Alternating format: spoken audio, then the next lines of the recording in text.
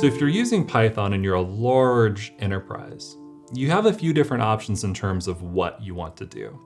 If you're using Python, you're probably going to be using it for machine learning purposes. That's like one of the most common use cases, especially now in 2024 with the rise of generative AI. There's a few different libraries that you can choose from.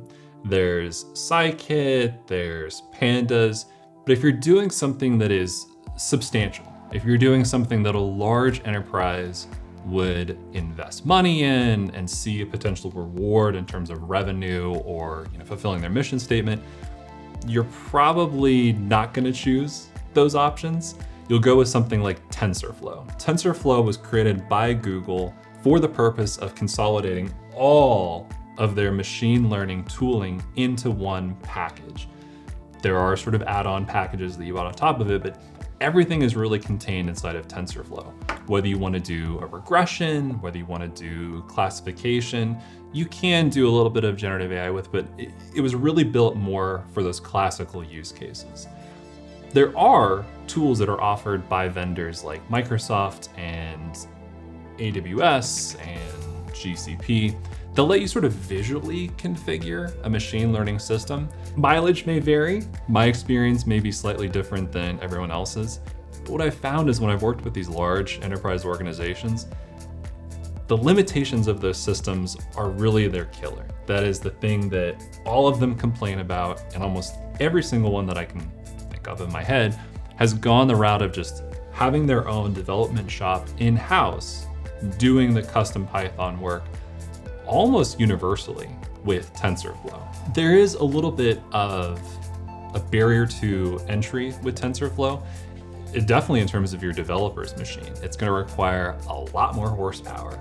It's going to require a lot more RAM, a lot more GPU, VRAM. So you do have to understand the limitations of the machines that you have, that you can't just get a machine off the street that can do TensorFlow effectively. So there are implications in terms of that. Visualizations, machine learning, Python has all this stuff, OCR as well. Python already has libraries for it built. There's definitely no need to reinvent the wheel. So large organizations, they may have slightly different experiences. They may go through and use maybe different platforms for their machine learning, for their MLOps specifically, for making sure that their source code is secure, making sure that third-party dependencies are free of vulnerabilities.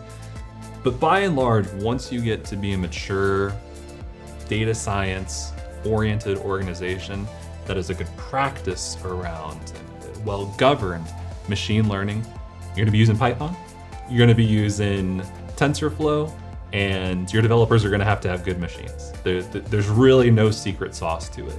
And if anyone wants an opinion on what a good developer machine is, definitely ping me. That's one of the things that I'm nerdy about. And if you want opinions on what dependency manager you should use, if you want opinions on how to secure your source data, if you want opinions on how to make sure developers actually have access to de-identified data, give me a ring. It's one of the things that I am very nerdy about, and I truly enjoy talking to large companies about how they can effectively use Python for their machine learning.